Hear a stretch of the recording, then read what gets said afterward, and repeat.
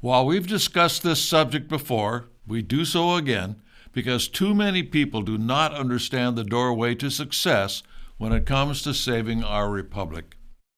Too many people believe that the road to success is by flooding the various means of communication with content, such as television and social media. They have become convinced that this is the means by which the left gets crowds out and organizes their public policies. Nothing could be further from the truth. It is a subterfuge. How did the left get the crowds into the streets of Paris in 1789? How did the left get the crowds into the streets in the revolutions of 1848 in Europe? How did the left get the crowds into the streets during many of the upheavals they instigated over the years? How did they get the crowds into the streets for the upheavals and violence in America in the 1960s? The rioting, the arson, the bombings. The answer, quite simply, they did it through organization. There was an attempt to expose this organization by the Congress in the 1950s, but they were stalled. This was done by the left calling the investigation an attack on free speech. What it was an attempt to stop the communist secret organization by simply exposing it to the American people.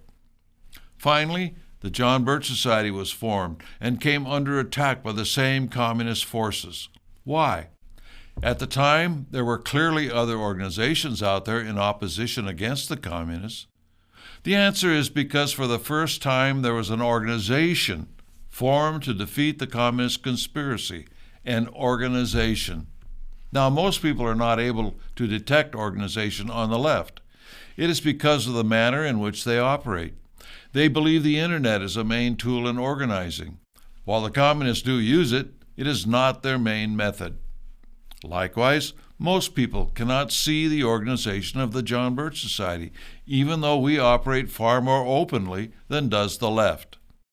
While we do have a presence on the internet and other public means, it is not our main method. Also, the manner in which we operate does not garner public attention.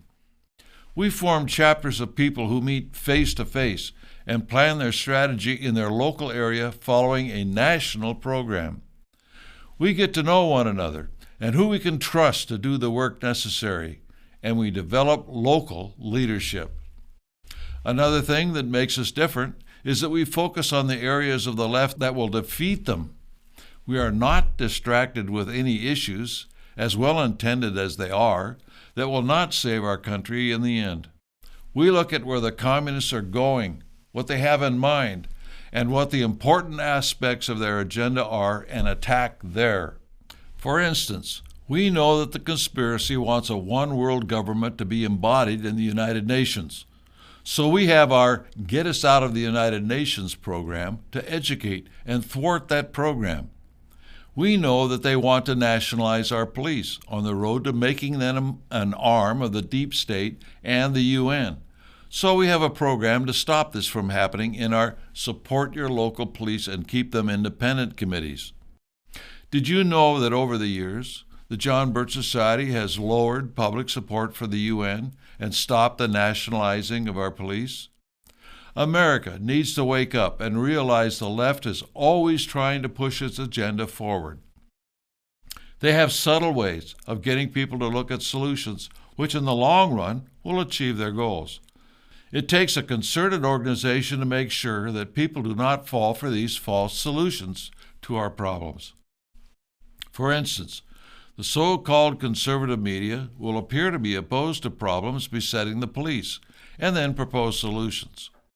Project the lines with some of the latest proposals for police reform or federal funding. In the end, it produces the same result as the Marxist goals.